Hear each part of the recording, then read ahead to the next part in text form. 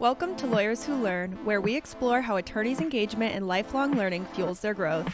Join us to uncover these journeys and gain insights for your legal career.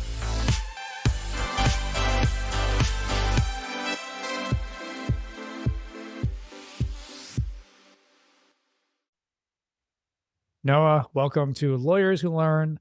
Super pumped to get to know you a little bit more and talk about your amazing books that you've written, or at least one that I would definitely want to learn about is the children's book on AI that came out in January. But thank you for joining me today. Yeah, thanks for having me. You're based in Toronto right now. Yes. We've crossed paths a couple of times, and this is a long time coming, this interview. Before we get started, I'll just give your brief overview. This is obviously not covering it all, but certainly you started your career as a lawyer in Weil Gotshal.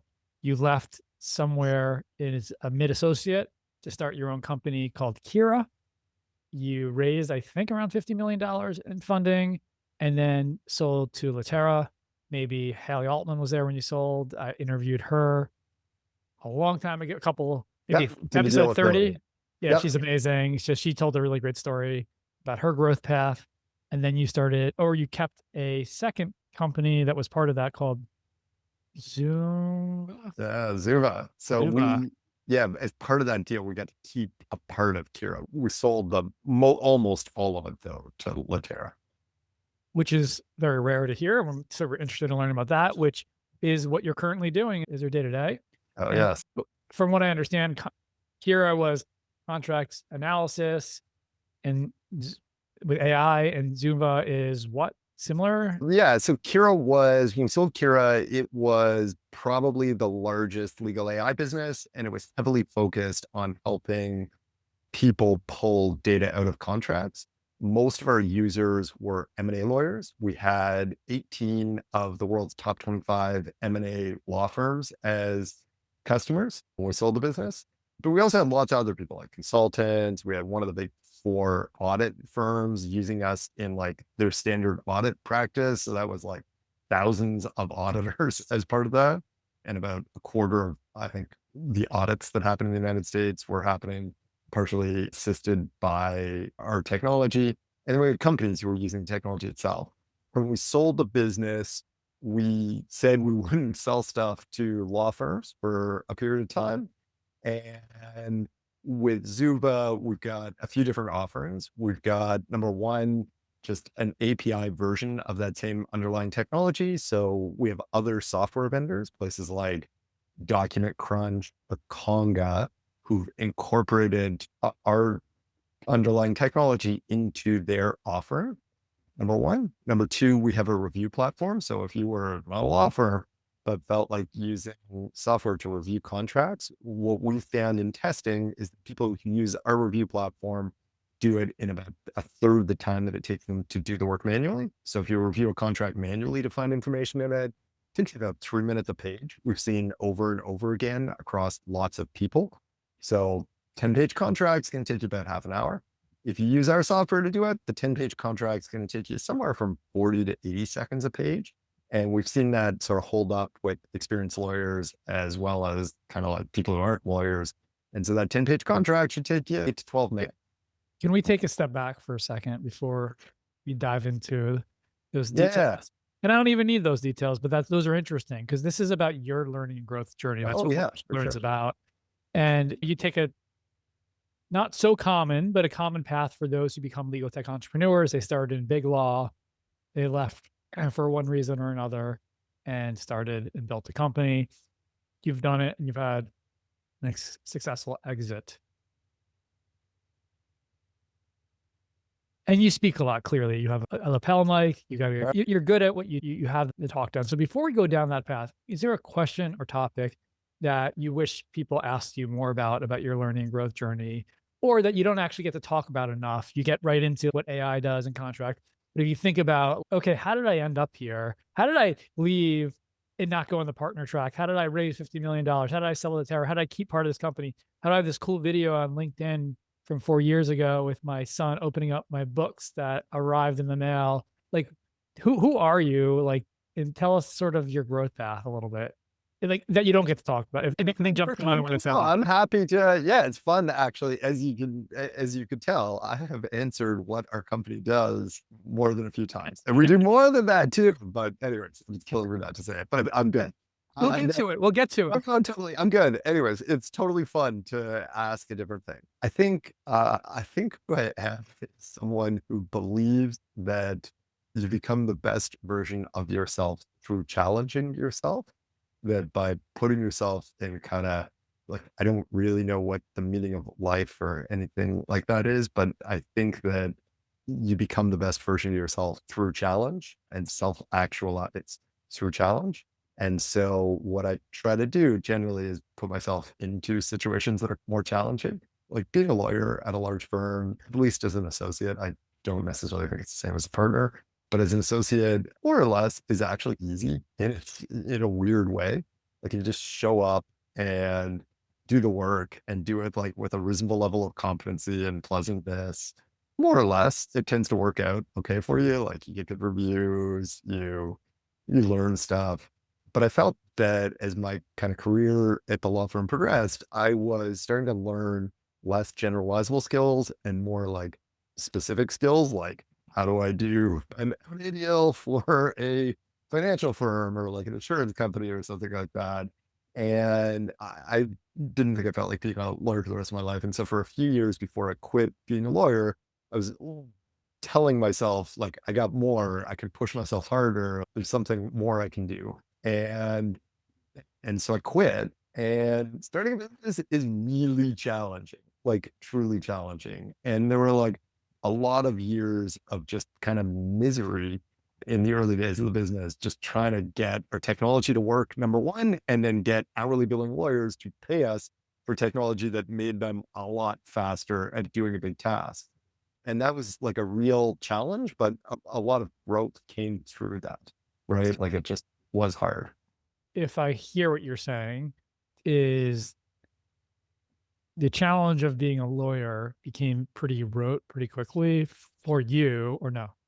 Yeah, no, I think there were definitely like challenging parts and stuff, but mostly I felt if I showed up and I did a respectable job, that it was like I was okay at that job. Okay, but you're at Over Town Law time, 100. Were you in New York City? You were in New York City at yeah, I was in New York at a good firm. firm.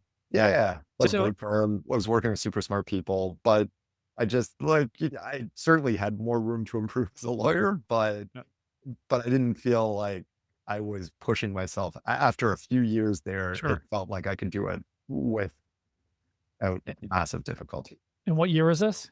This was a while, 2006 to 2010. So probably by the time I got to 2009, Yeah. started to feel like I just wasn't learning as much as I had in the early days. And you were certainly ahead of your time when it comes to legal tech, right? Because this story has been repeated hundreds, if not thousands of times since then. Oh yeah, I think More recently. I think the broad thing that I saw in like 2009 was that junior corporate lawyers spent huge amounts of time doing work that they hated, that they weren't that good at, that was highly repetitive and seemed quite expensive for what it was.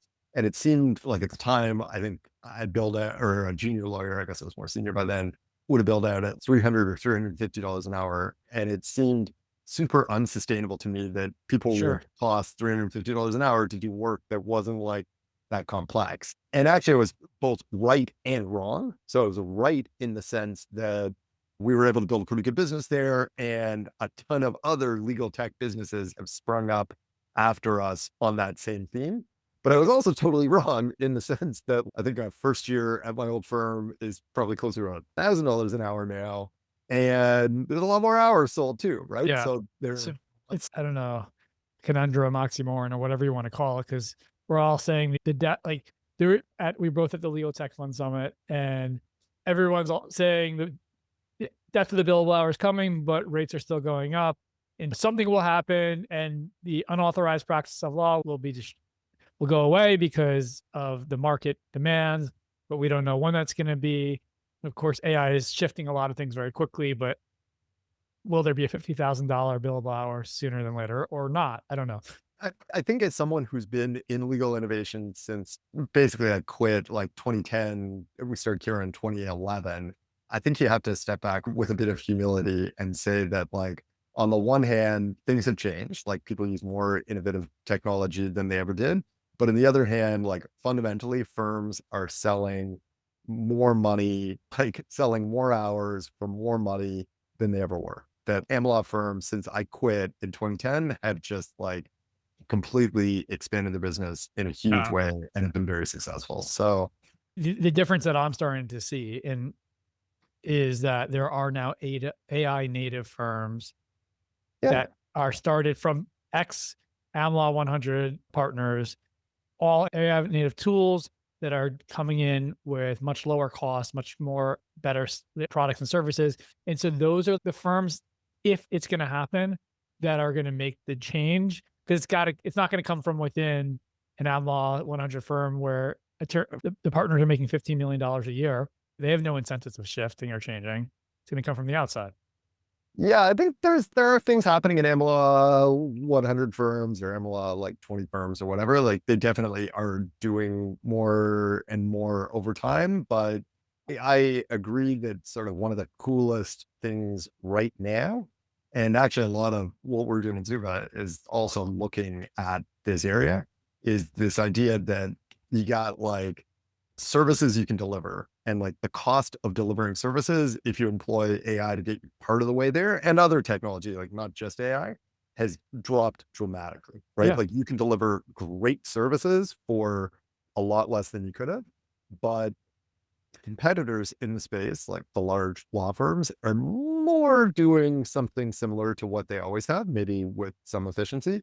And then the value to the clients is still the same, right? There's things that they got big value from before that they get big value from now, even though it costs way less to produce. And even more exciting to me is the idea that maybe there are things that clients wouldn't have spent $500,000 on, but they might be willing to spend $50,000 on. And if you delivered it the old way, you just can't It's deliver it impossible. for Yeah. that. But if you do it the new way, you might actually be able to sell them something for $50,000 that they wouldn't have bought for At 500. all. Correct. Yeah. Correct. So Yeah. No, it's super super interesting. exciting. And Yeah. it seems like nobody knows exactly what's going to happen, because as much as we've all heard the same conversation the past 15, 20 years, everyone's agreeing this time it's different, maybe, but maybe. But let's go back to you. I like that. You said you like to be challenged Sometimes. sometimes. All Well, right. Sometimes.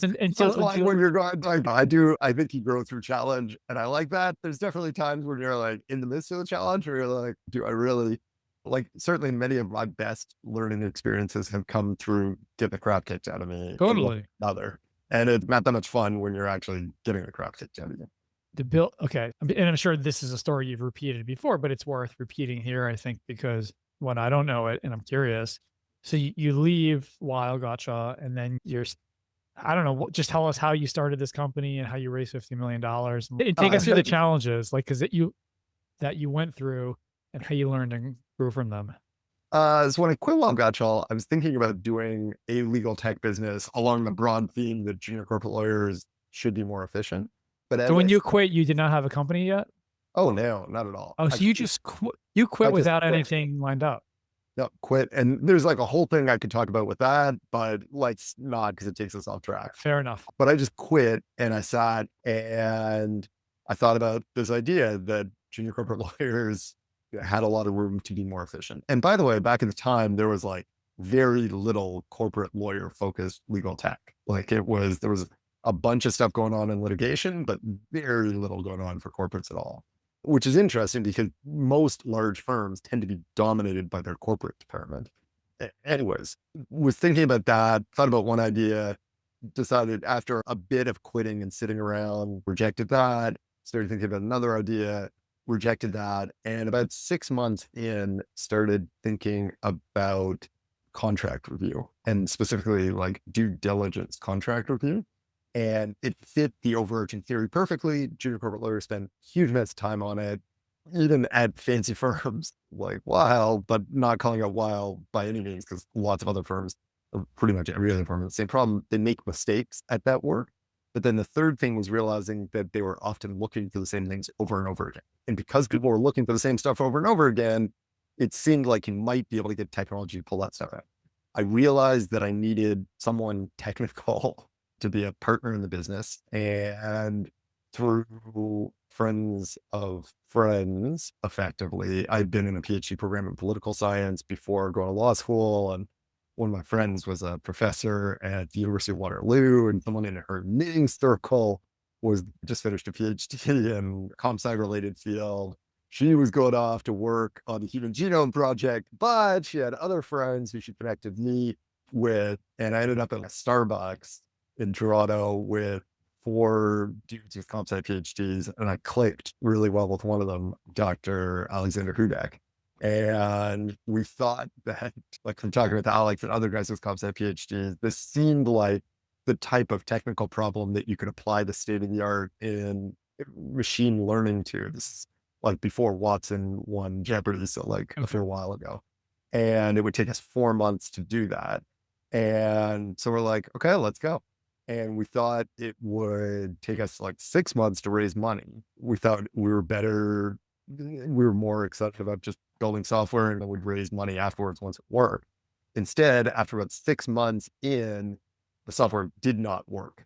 Okay. And just the state of the art turned out not to work. And so we then, like Alex, especially, like Alex basically did all of this, had to come up with how to get this problem to solve. And actually for me, it was like truly a great learning period of my life. Like the whole Kira experience was, but the early days were a wonderful learning period because Alex didn't really have anyone else to talk to about his different ideas for how we might solve the technical problem. And I was like his coworker in this. And so I ended up learning a fair bit of sort of the conceptual level of how one might solve an AI problem like this over those years. And eventually Alex cracked it. And so we kept having like this miserable period where Alex would have a hypothesis for something that might work. And then he'd take a month to code up the sort of software that would solve the hypothesis. And then we try it and it like wouldn't work. And the software still sucked. And it like you do it again and the software would still suck and it would still suck and it would still suck over like years. But we kept our heads down and kept working. And eventually he got it to work. And But just a level set for a second. If you were to be doing that today, let's say you were wanting to solve that problem today, even if another company had solved it, would that be like take days to like, well, I don't know that you wouldn't solve it. You wouldn't get something equivalent. There's some advantages actually even today to the way that we solved the problem then.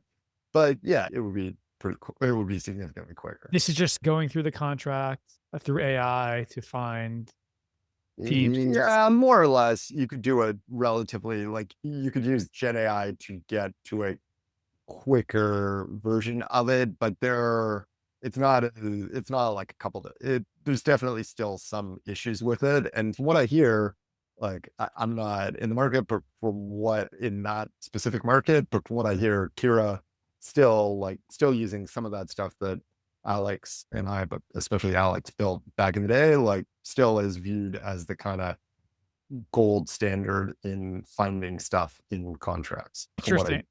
No, it's because again, I'm not in that world too, but I just know when I go around, there seems to be so many contract AI companies. So I don't understand. Will half of them or most of them not be here? Are they doing the same things? Or again, it's above my pay grade to truly dive deep because I never had the time to focus on that. But it just seems like now this problem, there's a lot of companies trying to. Certainly you can get like 90% of where we got to in months, maybe. Like, yeah. But like, all right. And you have a much higher probability. Like there was a period when Alex wasn't sure if we were like 2 months or 10 years away from getting it solved. And I think right now it's like, if you spend 3 or 4 months, like you could get it. If you spend an afternoon, you could get it to be like 60% of the way. If you spend like 3 or 4 months, you could get it to be like pretty good. Okay. But I still think from what I've heard, Kira remains the sort of leading software in the space if you are trying to get highly accurate work product. Ye- Whatever, but I'm not like, So he built something in 6 months. Okay, now or longer than 6 months.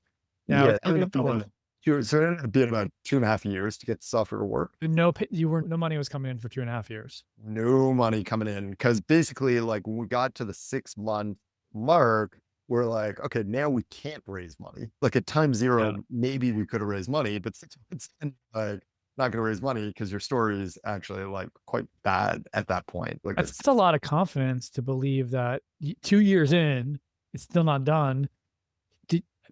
How did you not throw in the towel? What was what did you, how did I think both have. I think after a year and a half, it started to work. Like you could maybe see that it was going to. Alex had a sort of flash of the insight about a year and a half in that made it kind of work. But yeah, it was pretty tough. We had my wife and I had our first kid then, and it's definitely like you go from having a pretty well-paying job to having a sort of okay. well-paying job where I was still working pretty hard. It was a hard time. Got it. Again, if I had 12 hours, I'd go through every detail. So that was hard. Then the next thing is you try to sell hourly billing law firms that this technology that can make them able to do their work in half the time is a good thing. That proved to be hard. And we had a lot of learning during that phase.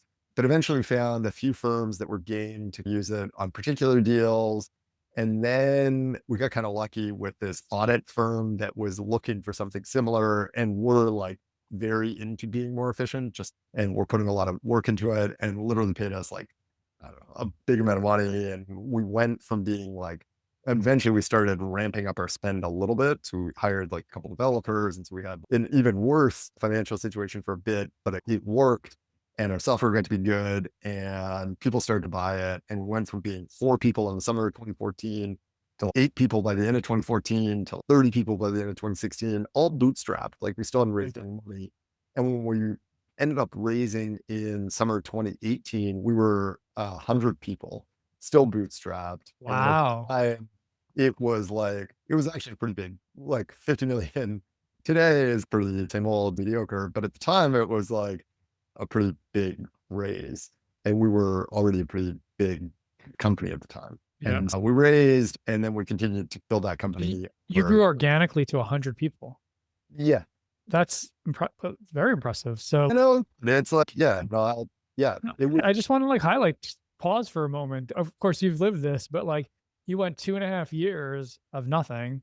And you hear about the stories of Ben Franklin. He only about lighted a light bulb. It was like 1,000 failures, and then 1,001 is where he got through it. And I think one of the challenges, but a lot of the challenges legal tech, any entrepreneur faces, is like the conundrum of fail fast, but also like maybe that one more failure, if you keep going, is what you need to get you to the next level. So making the decision to stop versus keep going is a hard one. Yeah, I think we felt like if we could solve it, that there was real value there. And it just seemed if you were able to take people who cost, I don't know, $300 an hour, $500 an hour, whatever it was, and reduce their workload, like reduce one of the most significant things they spent their time on by 50%, that was like pretty good. And that's what we ended up hearing, right? Like as soon as once we cracked the problem, firms would do tests. I'm sitting here holding AI for Lawyers, and in it, there's a case study from Meredith Williams Range, who was at the time, the chief innovation officer or whatever, practice officer at Schumann and Sterling. Meredith's no longer there. That job has probably changed, and Schumann's kind of part of A&O. But she said when they tested Kira, they did a head-to-head. So they took people who were doing the work manually, and they had a set of people do the work using Kira. And the people who did the work using Kira did it in half the time, and were more accurate than the people who did it manually. Just curious, in those situations, how do they make that delta up? Because obviously they're not charging their clients. They still want to make as much money. So what was the solution in those? So I think it shifted over time. In the early days, when you had a limited number of firms using Kira, firms would use it as a way to win deals, right? That they would go to their clients and they'd say, hey, we're using this technology that enables us to complete work in literally half the time it takes Yeah. for other law firms to do it. Yeah. But then eventually we were able to get most of the firms using Hero, right? Like it really Yeah. was like 70% of the AmLaw 10, like 10 or 11 of the top 12 UK firms. Like it was a lot of firms of a high-end class were using the Yeah. technology. And in that case, it became more of number one, a way to show clients that you're being efficient. Like clients cared a lot about that. So were they saving their clients money? I think so. Yeah. I don't know. No, but It's that's because that's the age old question with AI right now. GCs are saying, well, we're not seeing our bills go down. They're starting to ask for them to put on the invoice when they're using tools and when they're not. Yeah, I think actually there's different ways. I think as a firm, the way, so the tricky thing, I think, with selling efficiency tech to law firms, I may be one of the most experienced people in the world at talking to hourly billing lawyers about how being more efficient can be in their best interest. Okay. And I think there's a few different ways to think about it. One is and thinking about it from the law firm side, not the client side. From the law firm side, what I would say is number one, it helps you demonstrate value to your clients. That can help you win new clients. The other thing you can do is it can help you with your realization rate. Like the realization rate for a lot of law firms is probably in the 80s. But actually, I believe it bifurcates that like a partner's realization rate is probably very high, like 98% of a partner's time gets realized, which means like the correlate to that is there's some other stuff that's like well below 80%, right? Like you're probably not realizing that much on a lot of the diligence spend. And so by showing the clients that you're being more efficient there, I think it's a good way to get that. But I think the most interesting one ties to something we talked about earlier, which is the Javon paradox situation, which is like by doing the work more efficiently, you offer firms an opportunity to upsell their clients to doing more work. Right, So when I totally. was doing an M&A deal, you'd review 100 contracts on a $300 Totally. million deal. But actually, if a $300 million company has 10,000 contracts and you don't review the other 9,900, 100%. it's like it's too expensive and it's not good value. And 100%. And that makes a ton of sense. It's like there's always more to do. Yeah. Okay. So I feel like I'm there. I understand your business. I'm and impressed by how you were able to build it organically. Then you raise money. Of course, when you raise money, there has to be an exit at some point. What was the story behind, as much as you can share, behind Latera? And because a lot of legal tech entrepreneurs want to exit and they're not sure how to go about that. What can you share in your learnings there? in terms of acting the business, it's actually really, I'm not going to say easy, but it's like relatively easy if you have a good business, right? If you are the leading legal company and like you have real substantial revenue, people would like to buy that business, right? There are lots of people who'd like to buy business in a lot of different situations. We came into 2021 not really planning on selling the business at all. We felt good. We had a lot of money in the bank. We felt the business had been like a little flat during COVID, but we felt like we were well set up to compete against our competitors coming out of COVID. Felt like we just had been investing a lot more during COVID, and we felt like we were going to come out pretty well, and we weren't planning on selling. But hey, and we knew Latero, we knew some other potential acquirers, and we got approached by a few places, and we weren't planning on doing a deal, but Insight, who are investors, suggested that we should just send Latera some numbers and see what they came back with. They came back with a number that was okay, but not one that we felt like doing the deal on, but was like a nice number. And we said we were going to reject it to Insight. And they're like, why don't you just take the weekend and think about it? And over the weekend of thinking about it, I realized that if I were Avanish, who was then and is now, with a little pause, the Latera CEO, that there was a part of the business that Alex and I were excited about that if I were him, I would shut down, because as Latera, I'm only focused at the time on law firms and I'm heavily focused on EBITDA as a private equity backed business. And this part of the business was a money pit, but something that we thought could be good. And so I had the idea that they would shut it down. And if they were going to shut it down, that it would actually cost them money to shut it down, right? Because they'd have to like pay severance and all that kind of stuff. And it's actually like a fair bit more complex than this, but there were also some things in that bit that they shut down that would actually be useful to them, but that they could also get just by licensing them from us. Sure. And so we went back to them and suggested the idea of spinning things out, and Haley and Adamish, as well as the HG team, Hector and Greg, were creative and open-minded, and we figured out a way to get the deal to work. Wow. Yeah, it was That's cool. It's totally a wild deal. So we ended up doing a deal where we get to keep a copy of the underlying technology. We got to keep some specific, like a specific product line, and we got to keep about 30 of our 180-ish people. And that's what became Zuvra. So it's a totally wild deal. If anybody had time to put in one of those like deal of the year things, I think the HG and Latera teams and us could have maybe helped. But back then it was times were busy. So it's interesting because I've talked to many founders who've exited, and they get approached by Latera or another PE-backed firm. And sometimes they go directly to them, but sometimes they take a pause and pay the extra money and hire an investment bank because it adds the value is there, especially to run a process. Oh yeah, totally. Was there a thought?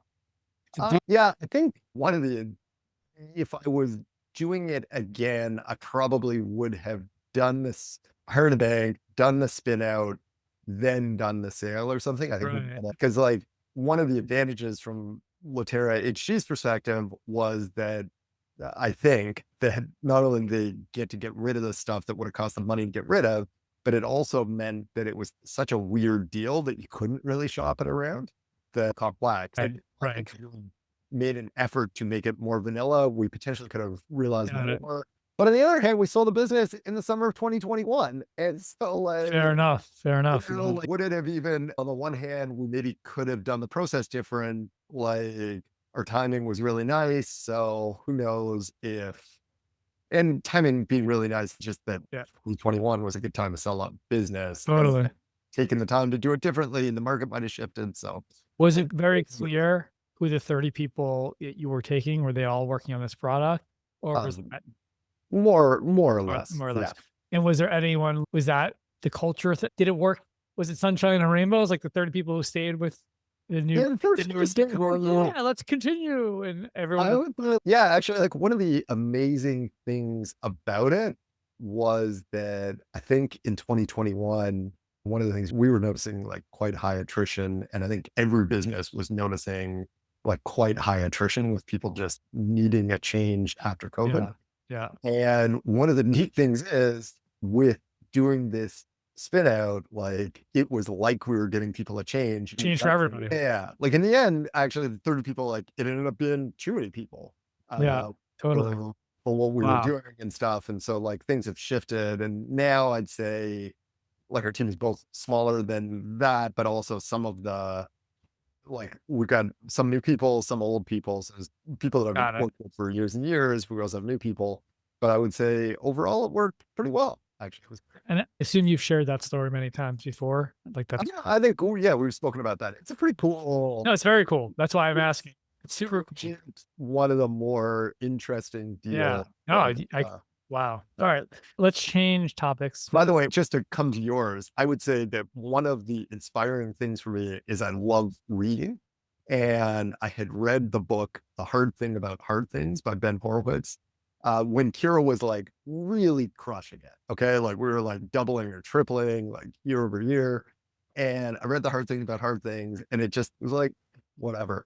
And then I reread it during COVID when it was just like more of a struggle, like things are still okay. And it just really hammered home to me this idea, like Ben Horowitz had this point of just how creative you can be in thinking about your business. And I think that stuck in my mind and was one of the parts. There were like some other inspirations, but it was just one of the things that inspired me as I was thinking about and came up with the spin out. I love that. What does that title actually mean? The hard thing about the hard things? Like what is it coming from?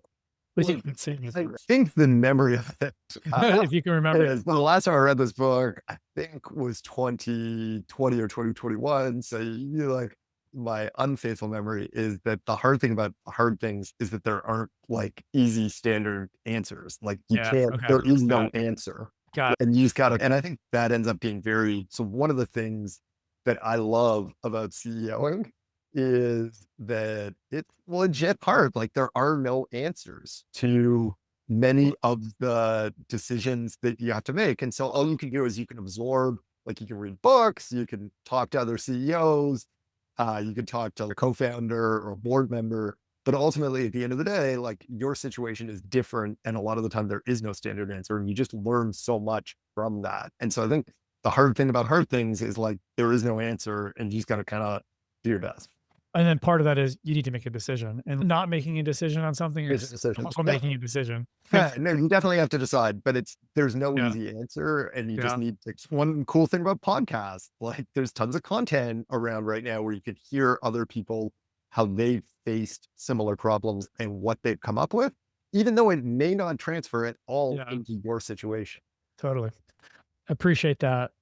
I also believe teaching and sharing knowledge is the best form of learning and growing. Oh yeah, for sure. And writing a book, which I've written one and I'm publishing my second one in February, Nice. is it's cathartic and also painful at the same time to try to communicate and share information in a way that's clear and organized and structured and thorough for a book. You've co-authored one book, and the second book you've written for children, which, as you said, potentially the first and only so far AI book geared towards. Yeah, I suspect there's a lot now. Okay, at least when you wrote it. But yes, we wrote this. what was the inspiration? So yeah, take me through. We're going to start with that. I don't know how old your son is now, but take me through the inspiration and how the process of why you wrote this book in the first place.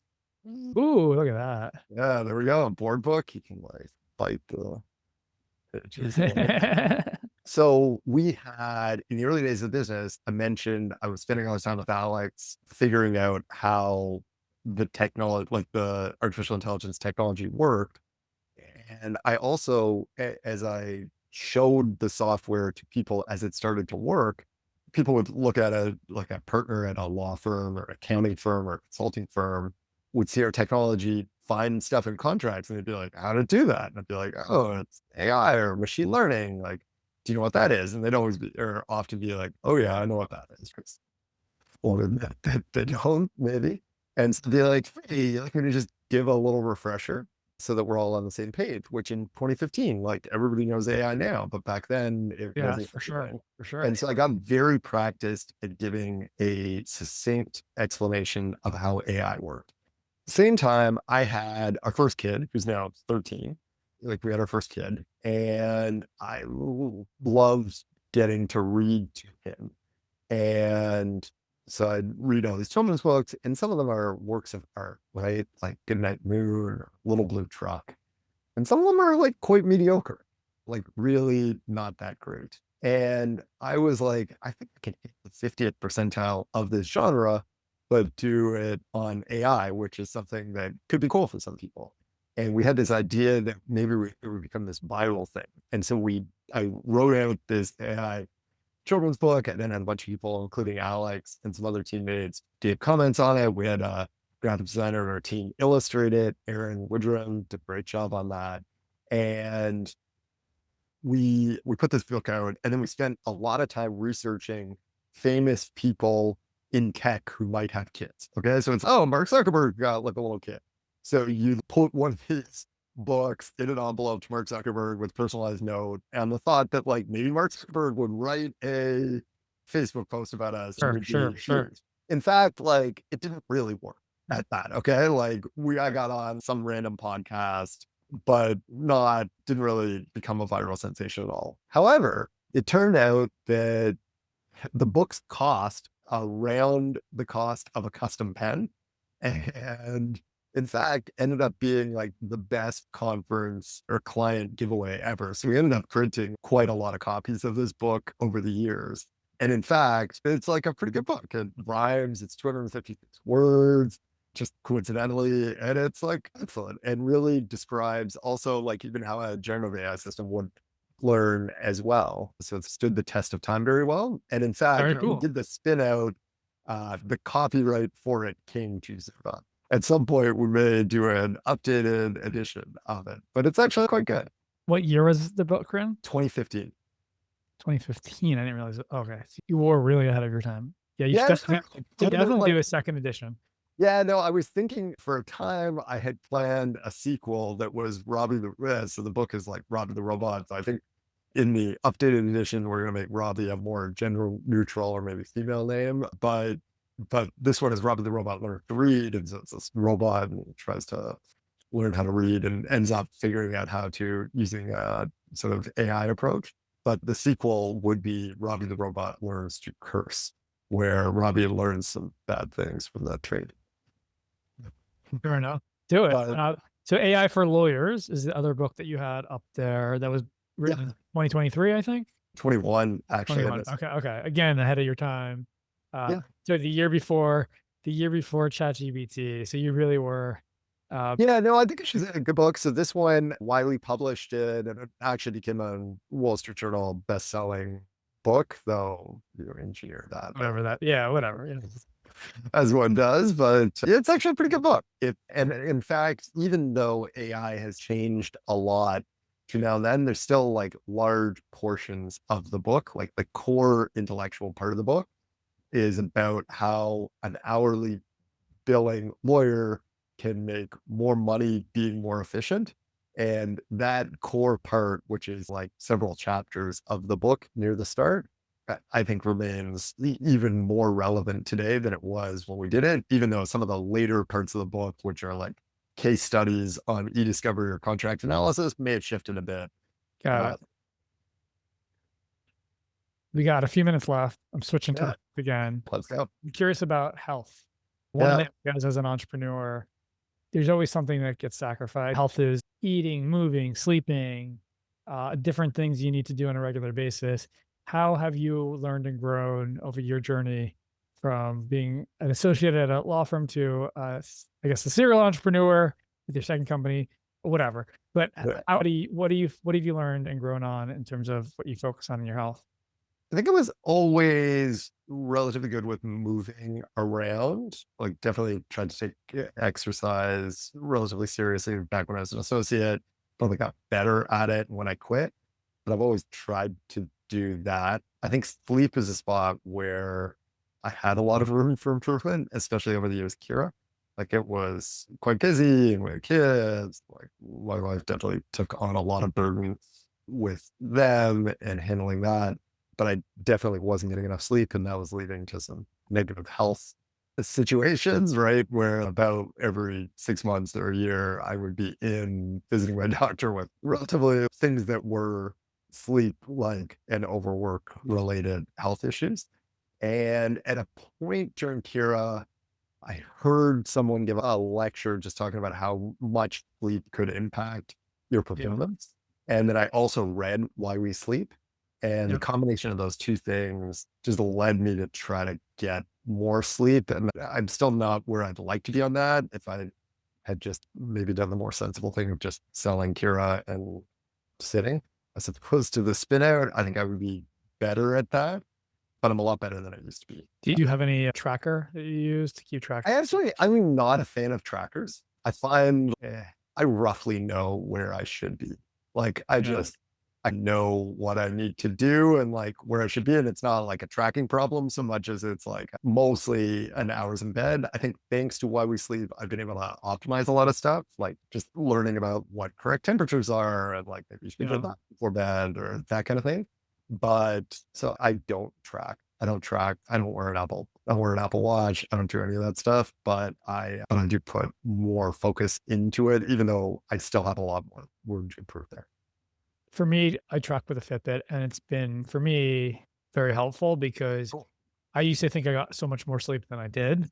Oh, interesting. Because I don't know, I'd be in bed, I was thinking I'm sleeping, and I get up more than often than I think I do, or I just miscalculate the amount of hours that I was in bed, and so it just helps with the tracking. I also saw somebody speak about a year and a half ago, who was a coach and expert in sleep, and it was, to your point, just it's he said, and I've seen research ever since, and I know I've seen highlights from that book, it's the number one thing you can do for your health.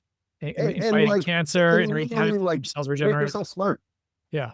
And so I really work hard. And then I used to pride myself in waking up 6 o'clock, 5 o'clock, even regardless of what time I went to bed.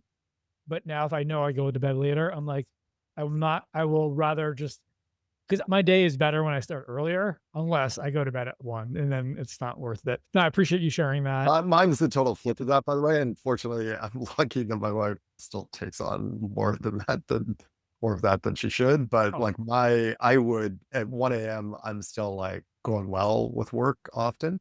And so for me, I tend to No, so like for me and many other people, it's like the mornings and the nights are the zones. During the day is like hard to get into that.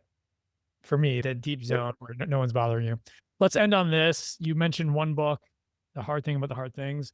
I always feel like books, it's a $15 investment that get the best ROI of anything. Is there any other books that stands out to you that has been impactful in your growth? Oh, so many ones. Again, I would totally go Why We Sleep. If you're thinking about entrepreneurial stuff, I find two that I end up recommending a lot to people who are starting out businesses. I don't think there's better than the Startup Owner's Manual. I read 4 Steps to the Epiphany in the kind of early days of Kira, and I thought it was really useful. But the sort of second version of that is called the Startup Owner's Manual by Steve Wang. Okay. I totally think that is like really useful. It's a bit of a textbook though. And if you'd like a kind of more casual version of that, the Lean Startup, I think, is like just a really good way to think about things to think about in the early stages of a business. So would totally recommend those, but I love recommending books and I have tons that I'll send you a link afterwards. Every recommendation from a guest, we have an engine that we built that has all the books in there, who recommended it and why they recommended it. So, oh, great. That's great. Yeah, I find that was super useful. Like actually one of the bigger challenges I find is like finding books that are worth reading, right? Because it's just, if you go to, it's on Lawyers Who Learn and you just click on books. That's great. That's great. And this way it's a real person, it's a guest. You can see their interview and versus just like a random list online. So that's awesome. I have a challenge to try to read as many of those as possible. That's great. Cool. Well, yeah, I think reading, like you say, $15, and it's also a bunch of time, but you can learn so much through it.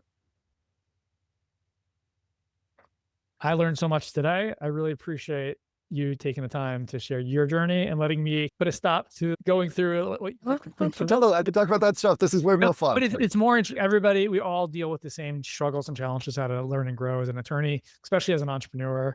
You've gone down both paths and you're still in it. You're in it to win it. So we'll be following and keeping in touch. But thank you so much for sharing your story and for those who've stuck around to the end. Yeah, thanks for having me. Thanks.